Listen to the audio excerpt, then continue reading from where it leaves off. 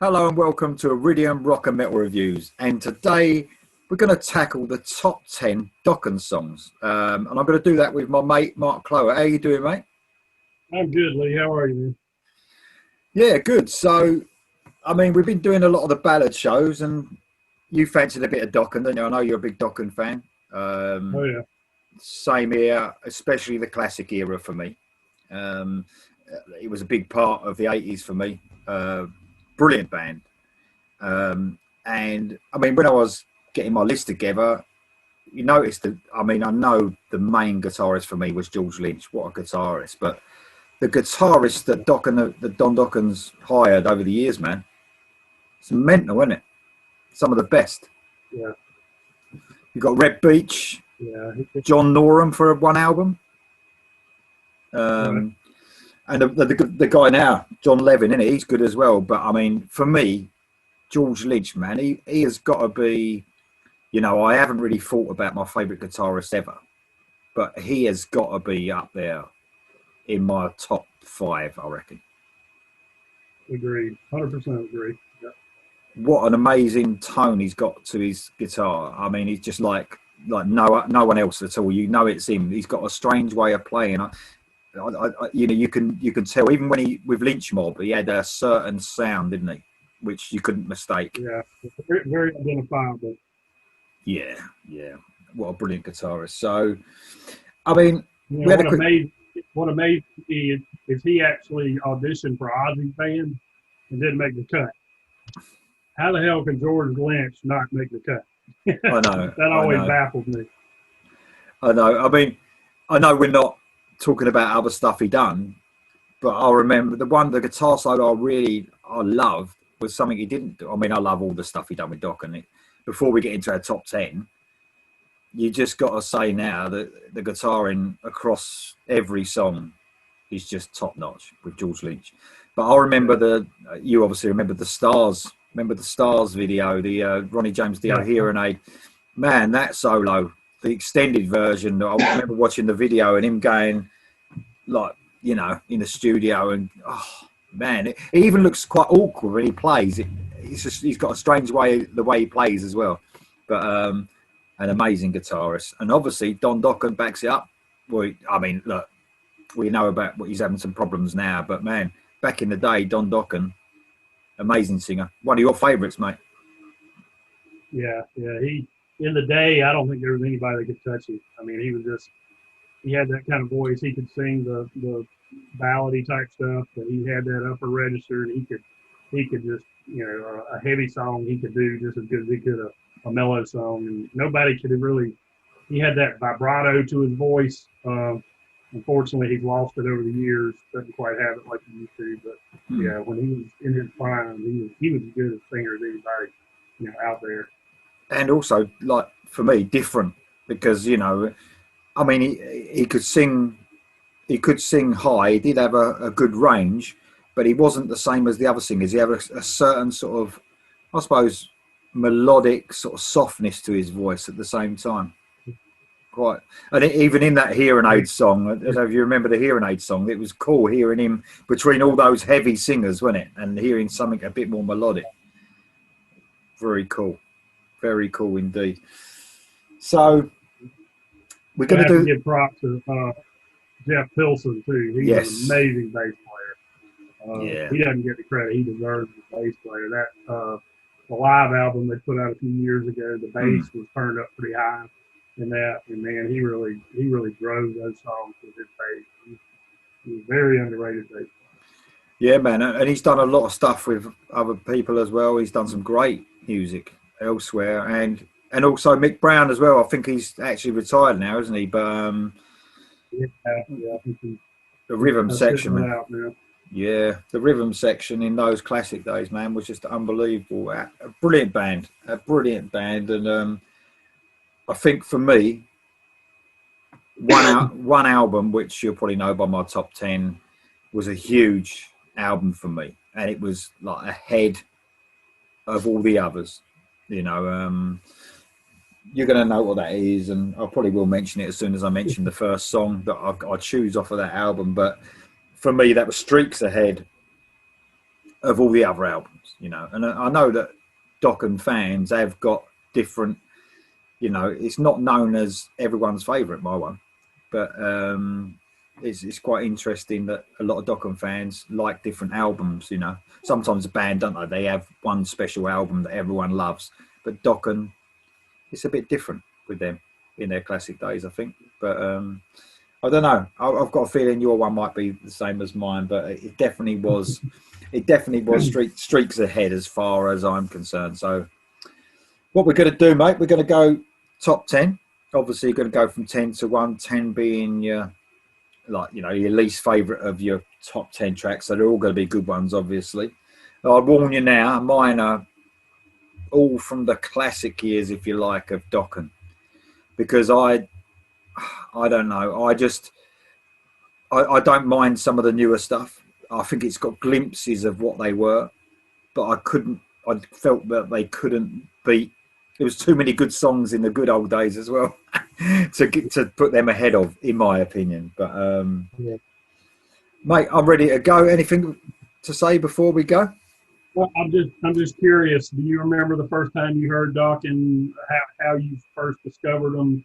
What's the first song you heard by them? I don't think it was. I might as well get it out of the way now, hadn't I? My favourite album. I think it was my favourite album, which was Under Lock and Key. I think that's the first time I heard them, and a lot of my information about albums came from that.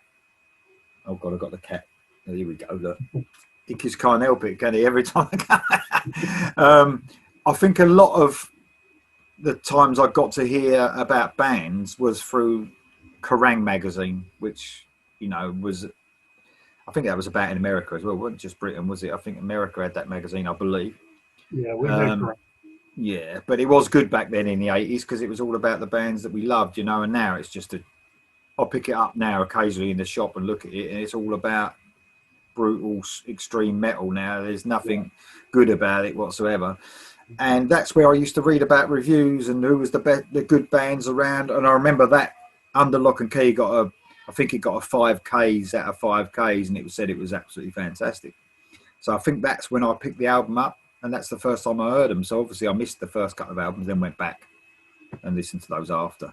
But Under Lock and Key, I think, was the first time I heard them. How about you, mate? The first song I ever heard was Breaking the Chains. We used to get these compilation albums, or back in the day it was tapes. There was one that was called Masters of Metal. It came out in 1983. I think it was by K-Tel. They used to put out all these compilation albums. Anyway, it was all new songs from 83. And Breaking the Chains was on it. Kiss Lick It Up was on it. Black Sabbath Crash was on it. Street of Dreams by Rainbow. You know, just a lot of classic songs that became classic. Yeah. And that's where I first heard Dokken, was that Breaking the Chains song. And loved it first time I heard it. Yeah. Didn't buy the album right away, but I did a year or so later. Somebody came to school with the Tooth and Nail. Yeah.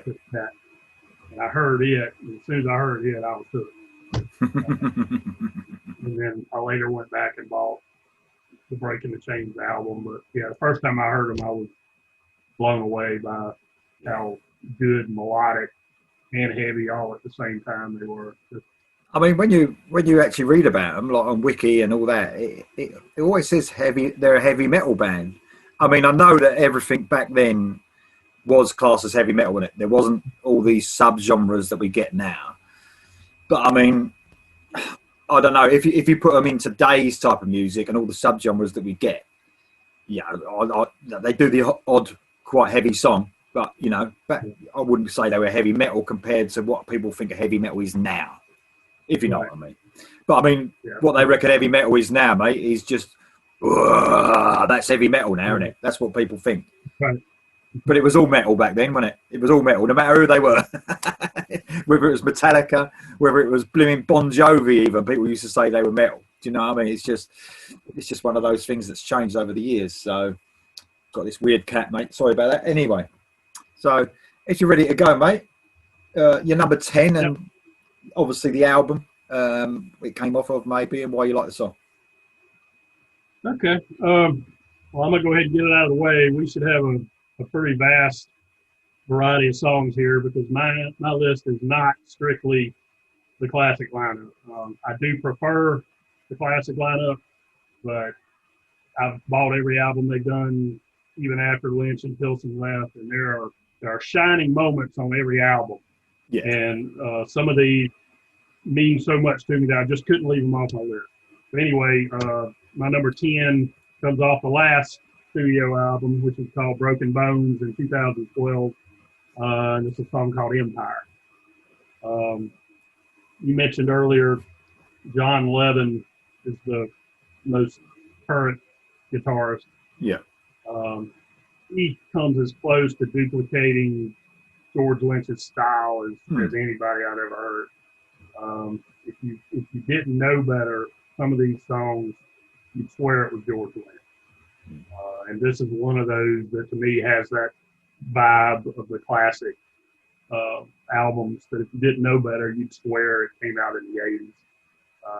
Heavy and melodic all at the same time. Don's voice in 2012 was not at his peak, but he hadn't totally lost it yet. Yeah. He could still manage to get up there, on those higher notes. This is clearly my favorite song on that album, and it made my number 10. Cool. I mean, I've got some honourable mentions. I did say that my stuff comes from the classic era, but I have got some honourable mentions from the more recent albums, which are very cool songs. Yeah. So we'll get to that later. Okay, mate. My number 10 is off Under Lock and Key, and it's Lightning Strikes Again. Man, I mean, they do, as you know me by now, my musical taste and the sort of songs I like. And I suppose this is they did very fast songs, but they did these heavy sort of songs like this as well. Not really fast, but excellent.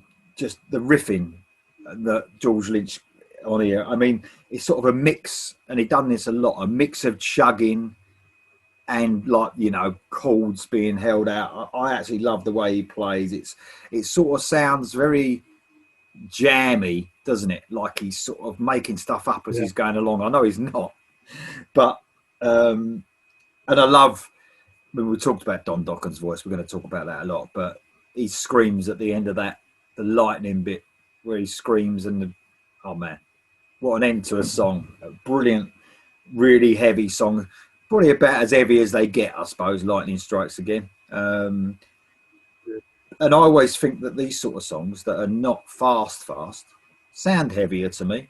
I always find that faster songs are not as heavy as medium to that sort of pace songs. And Lightning Strikes Again, man, off my favourite album, 1985, obviously. Love it. Absolutely love it. That's my number 10. Yeah, you mentioned his voice. That note there at the end, man, he could shatter glass. Yeah. When he was in his prime, it's sad that he's a shadow of what he used to be, vocally. When he did that kind of stuff, like I said, nobody could touch him. He was on a whole nother level. Yeah, I love that song too. Great song, that. Right, man. You're number 9. Okay, number 9. Again, a post-Lynch album from 2004. The album was Hell to Pay, also featuring John Levin on guitar, and the song is called Can You See? Kind of a mid-tempo song, not real fast, not real heavy, very melodic, and another one that to me sounds like it could have come off maybe Under Lock and Key, maybe one of the later. Possibly off of Dysfunction. They did have just a very, very good song. Yeah, I mean, they did have in these later albums. Yeah, they did. They did have glimpses in, I must admit, in these later albums, but I don't know. Perhaps there's nostalgia playing a part with me. I don't know, as it does. Yeah. Right then, mate. My number 9, and I think I like this more because of the connection. Well, you're going to find out what song it is, but I love it. It's Dream Warriors off of Back for the Attack. So, you know what? I just love horror films as well, and back in the day, I mean, they're a bit silly now, the Nightmare on Elm Street films, but I mean, I loved, especially the third one, for some reason I loved as well. Perhaps it was because Dokken had the soundtrack, but I just thought it was such a perfect soundtrack for that film. Yeah. I mean, I remember actually being in the cinema and when the end credits came up, and it was so loud, like that, and it was strange. It sounded like the guitar was even louder on the actual soundtrack version than it was on the album. It was a bit strange. It really was loud, you know. That loved the riffing in this. This is sort of like close to what I heard on Under Lock and Key as well. That riffing. Do you know what I mean? So I know there's a bit of a story behind the production on Back for the Attack. I believe that there was a mix-up in the studio and the demo tapes were used and they kept them because it had already, or they'd been lost. The proper recording had been lost. That's why the production wasn't so good. And I noticed the production straight away when I got the album. I mean, I think it was I got it on record as well. I don't know if CDs were available back then, but I know I got it on record. And it was quite a long album. Was it like 14 songs or something? 7 on each side. Yeah. And I think when you jam a lot of songs on them albums, it affects it as it used to affect albums as well. Yeah. I mean, that's why a lot of bands used to split, didn't they, into four sides rather than 2. Right. But I noticed straight away the production for me compared to Under Lock and Key. And a lot of people say that the Under Lock and Key's too polished, but I don't find that at all. I don't think it was polished whatsoever. Perfect. Yeah, perfect production. And I was let down a bit. I think that put me off of Back for the Attack a little bit and made it not, because Back for the Attack is a lot of people's favourite album from Dokken, but not mine. But Dream Warriors is a brilliant song, man. Love the video as well. Obviously. Yeah, I can mention the video. When Lynch, didn't he bust through a wall while he's doing his solo? Yeah. Apparently, he was out of his nut at that point. They was a bit of party animals, weren't they? They did try and enjoy the 80s, but apparently he was out of his nut, according to himself, on that when he had to bust through that wall. But yeah, that's my number 9, mate. Dream Warriors. That's definitely one of the greatest soundtrack songs of all time, as far as I'm concerned. Yeah, I love it. I absolutely love it. I love the beginning, the creepy sort of eerie beginning. Yeah. Perfect. That's my number 9, mate. Okay, my number 8 is from the classic lineup, from Tooth and Nail, and the song is "When Heaven Comes Down." Yeah. I think this is probably one of the heaviest songs they ever did. For the time, anyway, it was very heavy. I struggled between that song and the title track. And I think this one won out just because you don't hear it all the time. Tooth and Nail, I love the title track song, but it is a bit overplayed. But When Heaven Comes Down, that's one of those that just stands out on that album. My only, and it's funny because until I met you, I didn't pay a whole lot of attention to production, but after I've ruined it. after listening to some of your videos and talking to you about production, this album, the production on Tooth and Nail left a lot to be desired. When I listen to it now, I think about how great that album could be with better production. If it had the production of Under Lock and Key, I think the album would have sonically been so much better. And you know what? It does have that raw sound, which adds to the flavor of it. But yeah, it could definitely be improved as far as production goes. The thing is, a band like Dokken, that uses like, you know, really cool harmonies, and the guitar so melodic, and Don Dokken's voice. It's the sort of band that you do need everything to be spot on production wise, don't you? You know what I mean? So, because they're so melodic, you know. So, right, yeah, I noticed that it's very flat to the production on it. Right, my number 8, mate, is off of Tooth and Nail, and it's Alone Again. Yeah. So, I mean, to tell you the truth, and I was, you know, I'm a ballad fan as well, because we have shows about ballads, don't we? So, I think, in my ridiculous opinion, and I'll probably get in trouble for this, although they're a brilliant melodic band, I don't think they were that brilliant at ballads for me. Some of them weren't the best ballads of the 80s, without a doubt. I mean, the one off of, I don't want to mention any more tracks because you've got them, but the one, the Under Lock and Key one. Yeah, I know which one you're talking about. Yeah, I mean, I thought Alone Again was a standout ballad for them. It was by far the best ballad they wrote, in my opinion. And for some reason, this song really sticks in my head all the time. I found myself singing it quite a bit, you know what I mean? Easily the best ballad, in my opinion. And again, yeah, the production could have been better, but on the song itself, I think it had the most emotion they'd shown in a ballad. Mm-hmm. You know what I mean? A brilliant song. I think it was a single as well. But yeah, a great song. Alone Again is a great song. That's my number 8, mate. Okay, my number 7 comes off of Long Way Home from 2002, and the song is called Simply You. This album featured John Norum on guitar from Europe fame. Good guitarist. Yeah.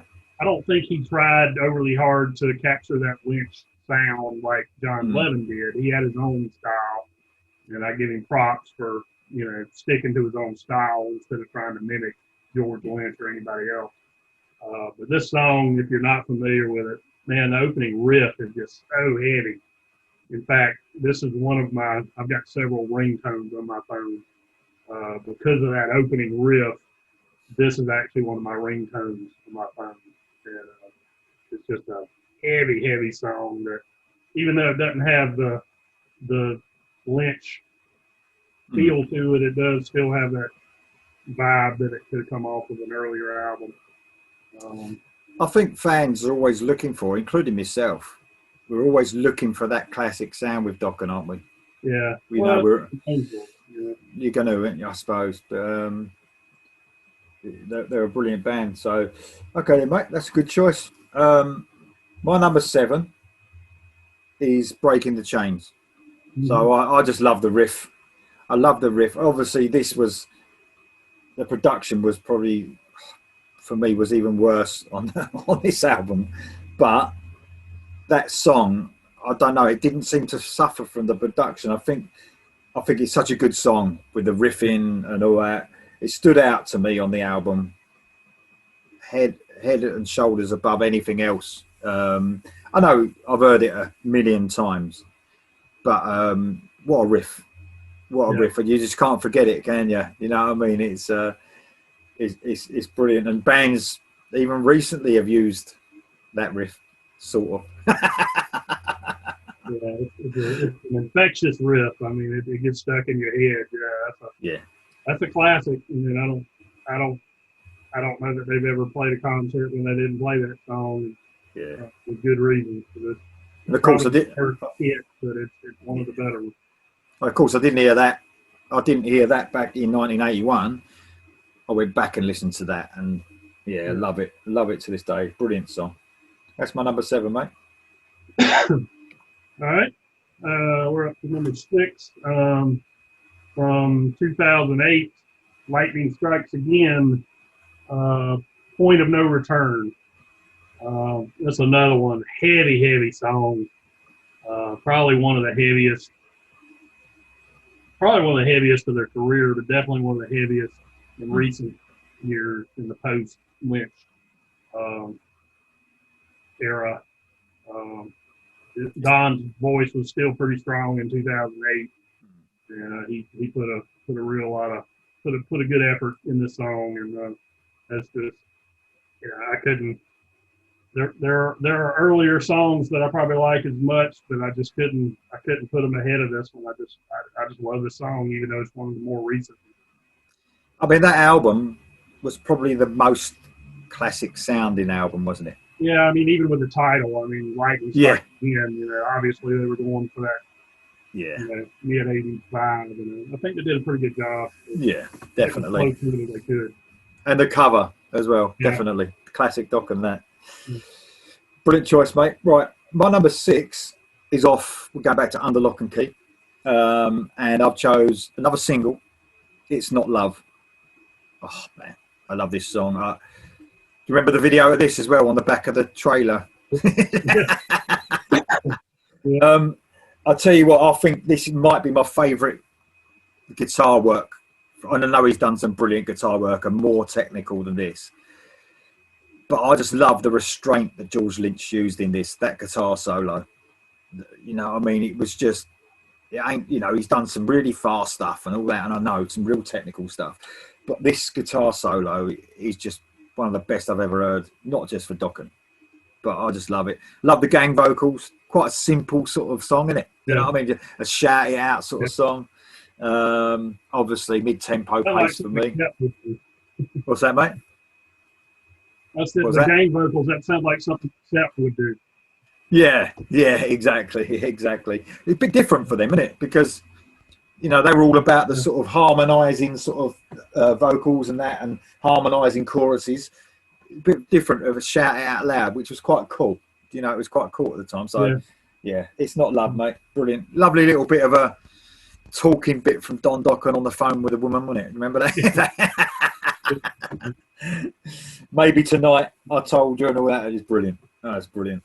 That's it, mate. My number 6. All right.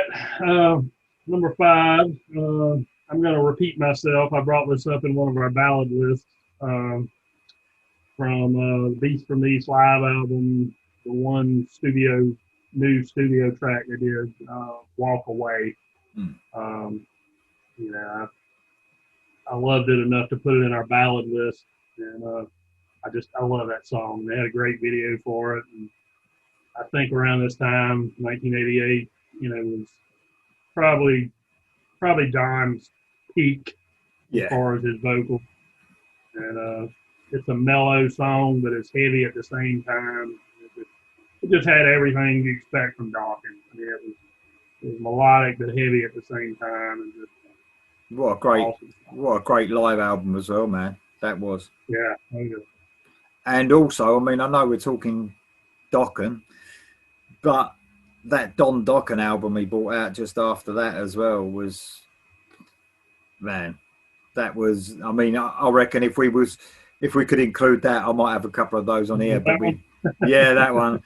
But I know we can't really include them, but that was a great album. Probably up there with some of the classic ones, that without a doubt. I agree there. Okay then, mate. My number 5 is off of Tooth and Nail, and it's another popular song, I suppose, and that's Into the Fire.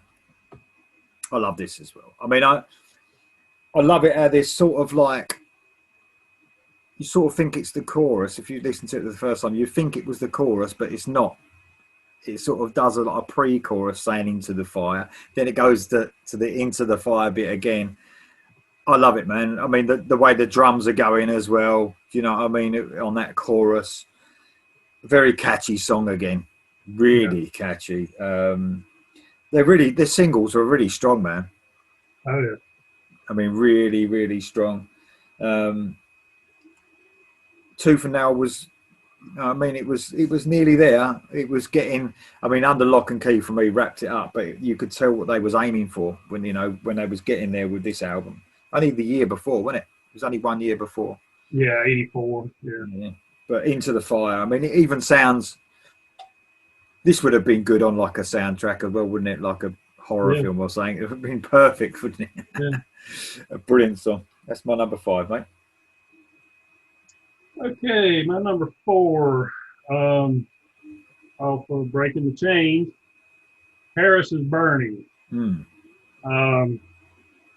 This song's kind of unique because the song is actually a live recording, and there is no studio version of this song. I can't think of another song out there by any other artist that was never recorded as a studio song. It's recorded live in Germany, and I don't know if a studio version would have even worked well because the song starts out with this blistering George Lynch guitar solo. And it starts out with that. And that intro to me kind of sounds like his eruption. Because it's this long, lengthy, blazing solo that leads into the main song. I've got to admit as well, that was one of the best sounding songs on that album. Yeah. I mean, when it kicks in, I mean, it's just full throttle, and I love that freaking. It's weird, isn't it? I found that a lot with bands in the 80s. Their live stuff sometimes sounded a lot more energetic for a start than, I know it's live and it probably does sound energetic with the crowd noise and all that. But that had a really good sound to it, that song. I've got to admit, that was... that may be why they didn't record a studio version, because they figured there's no way they could capture the vibe. Maybe, mate, maybe. Yeah, I love that. It's a great choice, mate. It's a great choice. My number 4, going back to Under Lock and Key again, obviously, but it's a bit more of a deeper track, this one. I love this one, and it's Will the Sun Rise. Yeah. Oh, man. I love this song. It's sort of like a hidden gem of the album. I know there's a couple that are hidden gems, but this is like a brilliant song. It's got a real atmosphere to it, probably more than any song on the album for me. It has a lot of a feeling to it that's great, and Don Dokken's voice going, that subtlety he's got over this song, man. It's a brilliant song. Like they're saying, more like a deeper cut, I suppose. But another one that gets stuck in my head. You just get stuck there constantly. Since we've actually mentioned we're going to be doing this top 10, I've had Dokken in my head for like about a week and a half. Yeah, me too. No, it's a great song, man. That's Will the Sunrise. That's my number 4. All right, my number 3 comes off of Dysfunctional in 1995. Too High to Fly. That was a single as well, wasn't it? Yeah, I think it was. But this is, at least in my opinion, the standout track on that album. That was their reunion album.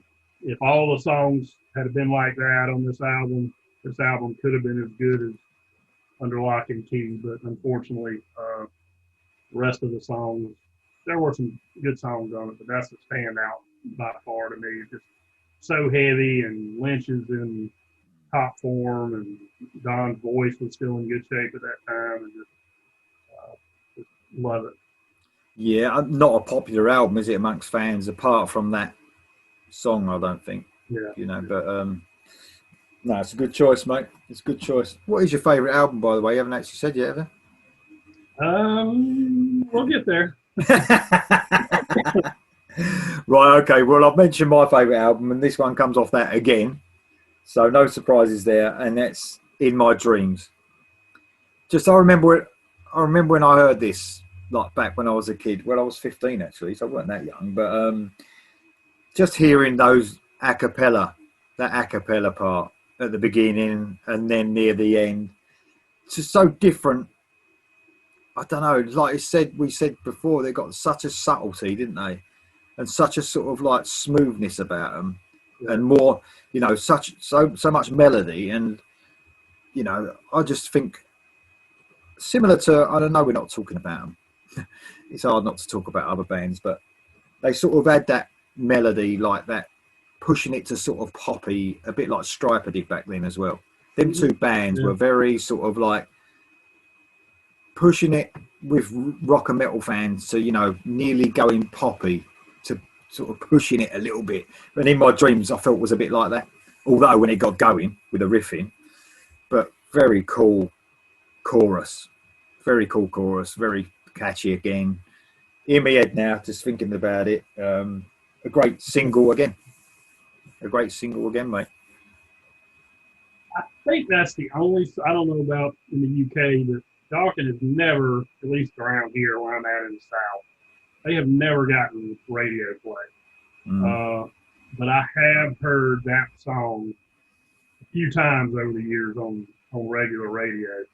But that's another thing about Dokken. I mean, they were such a, or they are still such a good band, but they never got any radio support. No. There were so many bands that have half the talent of Dokken that got huge radio support. And, once in a blue moon, you might hear a Dokken song on the radio. But for the most part, they're pretty much unknown, except the people from our generation who grew up with it.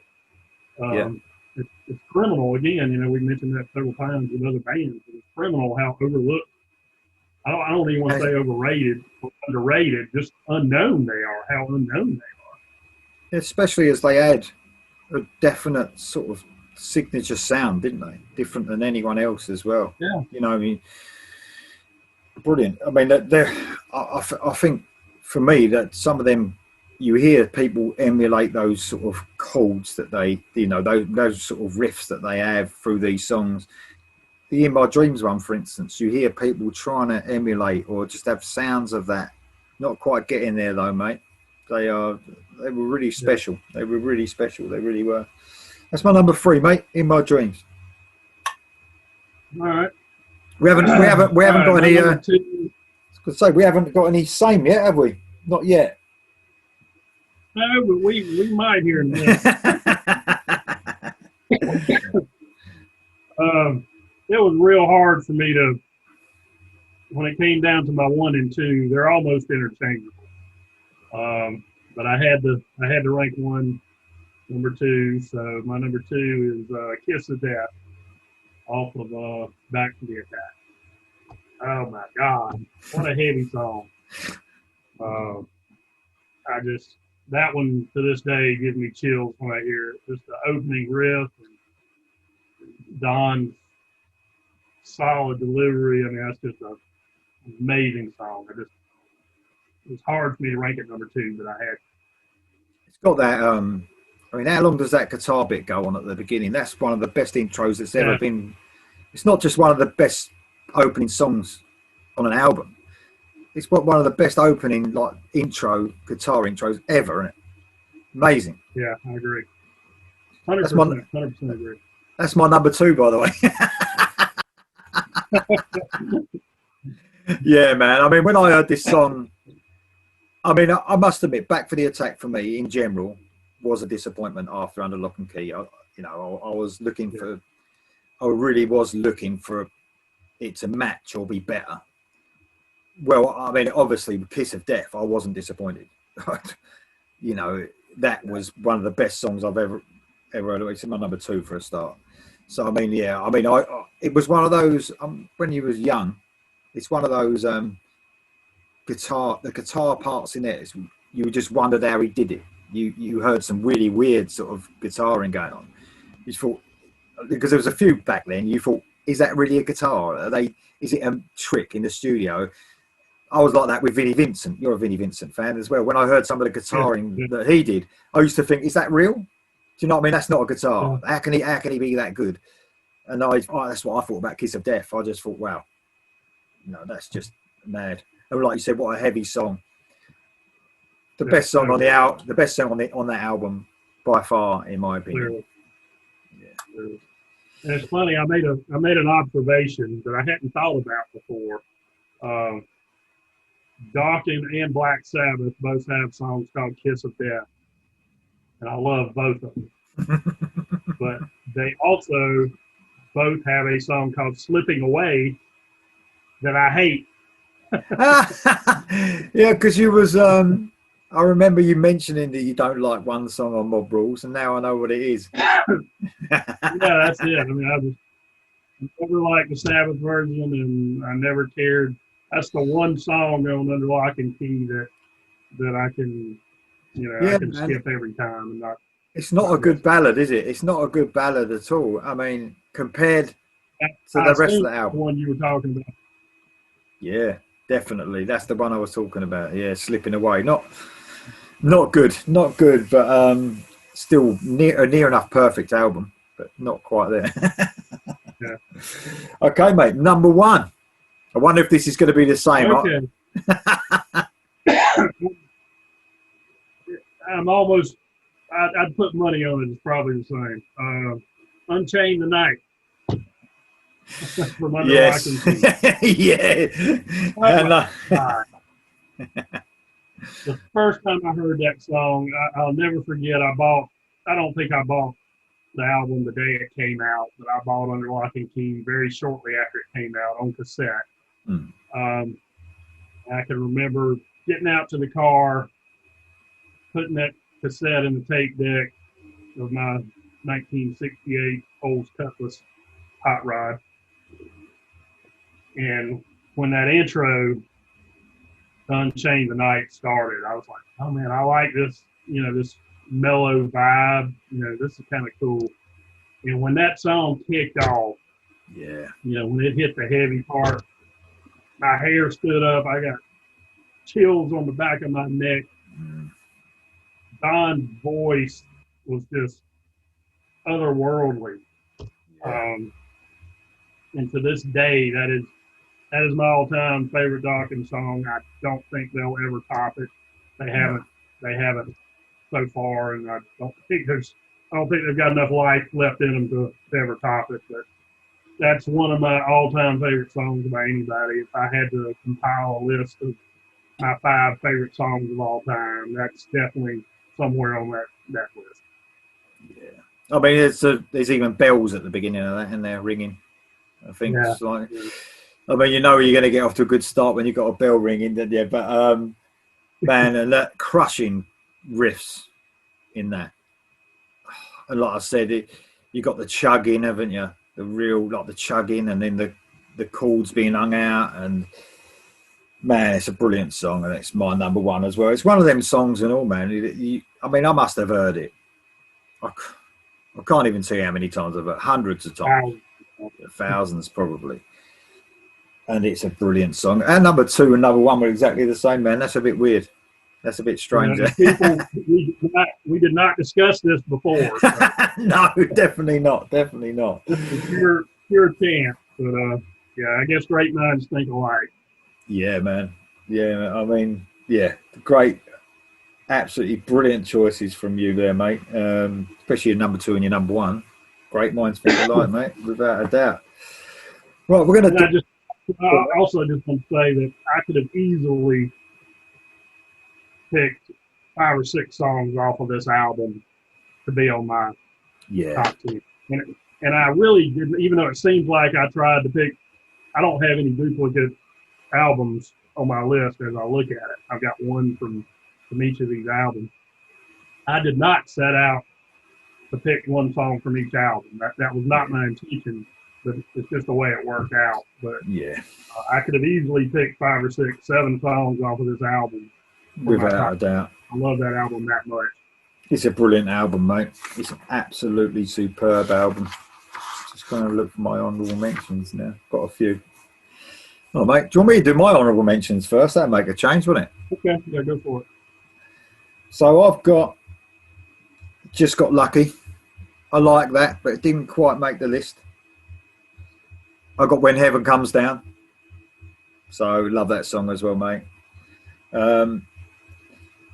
Heaven Sent off of Back for the Attack. Sort of a ballad. Sort of. But, not quite making it. Mr. Scary, man. Oh, yeah. I mean, I'm not an instrumental fan at all. But, man, you can't deny the guitar playing in that song is absolutely mad. That as well as Kiss of Death was just some of the best guitaring I've ever heard in my life. That was. Agreed. I've got off Long Way Home. I've got Sunless Days. Yep. Off of Raise the Slate, Change This World. Yep. and off of Lightning Strikes Again, I've got Give Me a Reason. Okay. So, yeah, I mean, like I said, they are them, especially those later ones. I like parts of all those albums, but man, I mean, I'm like you with Under Lock and Key. I could have just, I mean, Jaded Heart as well. What a song that is! I was just like, man, that is one brilliant album. I'm actually going to do a ranking of that album because it's one of my favourite albums ever, Under Lock and Key. So, yeah, I'm going to do a ranking of that. So, go on then, mate. Your honourable mentions. How many you got? We've got some of the same ones here. Mr. Scary, I agree. I'm not a huge instrumental guy, but that song is just otherworldly. Sunless Days, like you just mentioned, I had a real hard time deciding on whether Sunless Days or You from that album. Then I've got Oasis from Lightning Strikes Again, Tooth and Nail, the title track, Escape from Hell to Pay, Will the Sun Rise. Yeah, I agree. I love that song.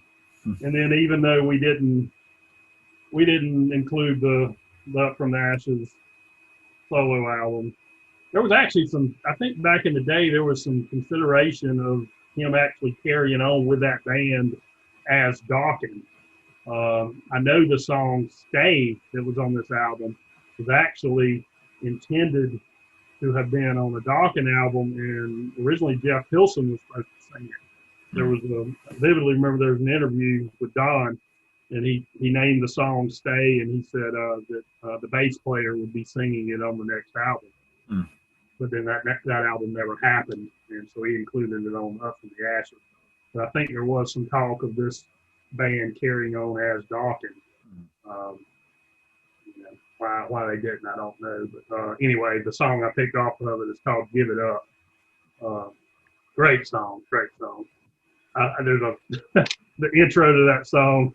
He says, and God created the world, and he said, this is good.